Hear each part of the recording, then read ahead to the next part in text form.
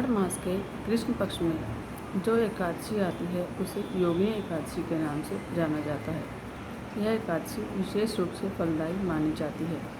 पौराणिक मान्यताओं के अनुसार इस एकादशी पर व्रत रखने और भगवान विष्णु की उपासना रखने और कथा करने से उतना फल प्राप्त होता है जितना पुण्य 88,000 ब्राह्मणों को भोजन करने के बाद मिलता है। तो सुनते हैं योगिनी एकादशी की कथा।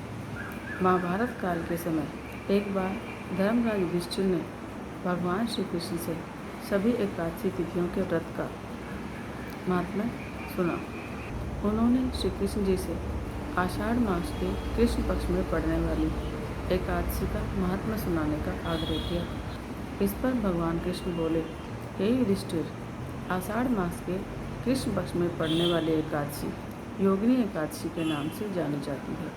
इस एकादशी के दिन जो जातक विधिवत उपवास करते हैं, भगवान विष्णु की पूजा करते हैं, उनके सारे पाप नष्ट हो जाते हैं। व्रत करने वाले को अपने जीवन में सभी तरह का सुख और सौभाग्य मिलता है और अंत में मोक्ष की प्राप्ति होती है। श्री कृष्ण आगे कहने लगे, हे धर्मराज, मैं एकादशी से जुड़ी हुई एक आपको कथा सुनाता हूँ। ध्यानपूर्वक सुनो। स्वर्गलोक में अलकापुरी नाम का एक नगर था जिसमें राजा कुबेर राज्य करते थे। वह धर्म कर्म में बड़ी आस्था रखते थे और भगवान शिव की उपासना करते थे। किसी भी परिस्थिति में वे भगवान शिव की उपासना को नहीं टालते थे।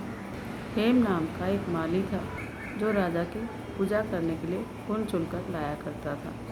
वो हर रोज पूजा से पहले राजा कुबेर के लिए फूल दे जाया करता था ताकि वह पूजा आराम से कर सके।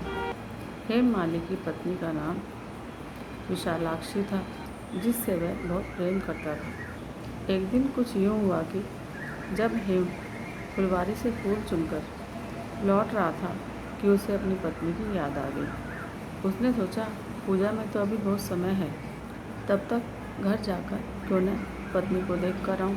यह सोचकर वह राजा को फूल देने के बजाय अपने घर चला गया। घर पहुंचकर जब हेम ने अपनी सुंदर पत्नी को देखा तो वह खुद पर काबू न रख सका और उसके साथ भोग विलास करने लगा। उधर पूजा का समय निकलता जा रहा था और राजा कुबेर पुष्प न मिलने का चिंतित थे। जब पूजा का समय समाप्त हो गया और माली पुष्प लेकर नहीं पहुंचा तो राजा कुबेर ने क्रोधित होकर अपने सैनिकों को माली का पता लगाने का आदेश दिया। जब सैनिकों ने वापस आकर हेम के भोग विलास में लिप्त होने की बात बताई तो यह सुनकर राजा का क्रोध 7वें आसमान पर पहुंच गया। उन्होंने सैनिकों को तुरंत हेम माली को पकड़कर लाने का आदेश दिया। सैनिक मालिक को उसके घर से पकड़कर राजा के सामने ले आए। वो कांपते हुए राजा कुबेर के सामने उपस्थित हुआ। कुबेर ने हेम को देखते ही क्रोधित होकर कहा, हे नीच, तूने भोग विलास में लिप्त होकर भगवान शिव की पूजा का निरादर किया। हे महापापी, जा, मैं तुझे श्राप देता हूँ कि तू स्त्री वियोग में तड़पेगा और मृत्यु लोक में जाकर कोढ़ी बनेगा। राजा कुबेर के श्राप के कारण हेम माली पृथ्वी पर पहुँच गया और कुष्ठ रोग से पीड़ित हो गया। स्वर्ग में रहने के कारण उसे दुख का कोई अनुभव नहीं था, पर पृथ्वी पर उसे भूख, प्यास, कोढ़ जैसे भयानक रोग का सामना करना पड़ रहा था। उसे इन दुखों से मुक्त होने का कोई रास्ता दिखाई नहीं दे रहा था। भटकते भटकते एक दिन हेम माली मार्कंडेय ऋषि के आश्रम में पहुंचा। ये आश्रम स्वर्गलोक में ब्रह्मा जी के आश्रम के समान था, जिसकी शोभा देखते ही बनती थी।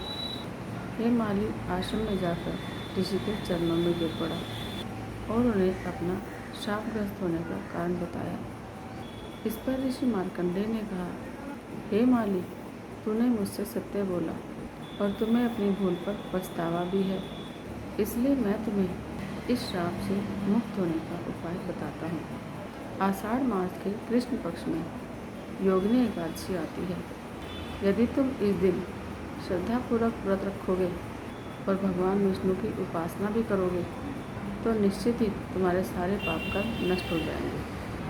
पाप मुक्त होने का उपाय जानकर माली ने महर्षि को साष्टांग प्रणाम किया और उनके कहे अनुसार ही योगिनी एकादशी के व्रत को रखा।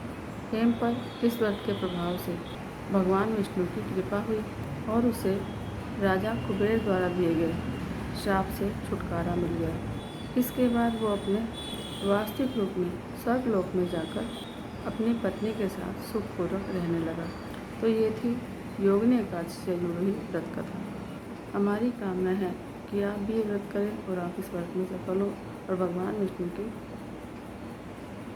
कृपा आप पर भी बनी रहे। जय जय श्री हरि।